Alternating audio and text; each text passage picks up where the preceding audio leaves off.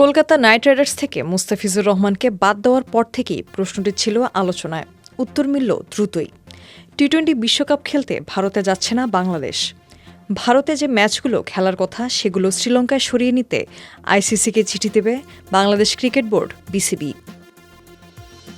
রোববার বিসিবি পরিচালকদের জরুরি অনলাইন সভায় এই সিদ্ধান্ত নেওয়া হয়। বোর্ডের ক্রিকেট পরিচালনা বিভাগ থেকে বলা হয়েছে, খুব দ্রুতই একটি প্রেস রিলিজ দিয়ে এ বিষয়ে বিস্তারিত জানানো হবে।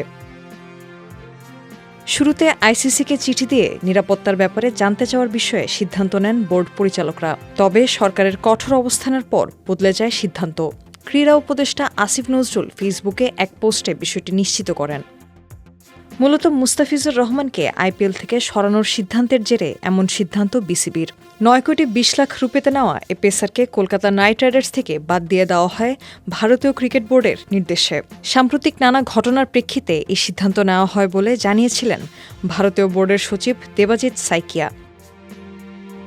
সানবিট সব দিবে সামাল। সানবিট ম্যাজিক প্রেস ডিশওয়াশিং এর মাথা ঘোরানো সলিউশন। এতে বিশ্বকাপ খেলতে ভারতে যাওয়া বাংলাদেশ দলের জন্য কতটা নিরাপদ তা নিয়ে প্রশ্ন উঠতে থাকে। এই সিদ্ধান্ত নিয়ে ফেসবুকে এক পোস্টে কঠোর নিন্দা জানান ক্রীড়া উপদেষ্টা আসিফ নজরুল। সেখানে তিনি বাংলাদেশের বিশ্বকাপ ম্যাচগুলো শ্রীলঙ্কায় নেওয়ার বিষয়ে নির্দেশনার কথা বলেন। অন্যদিকে রোববার দুপুরে বিশ্বকাপের জন্য 15 সদস্যের দল ঘোষণা করেছে বিসিবি।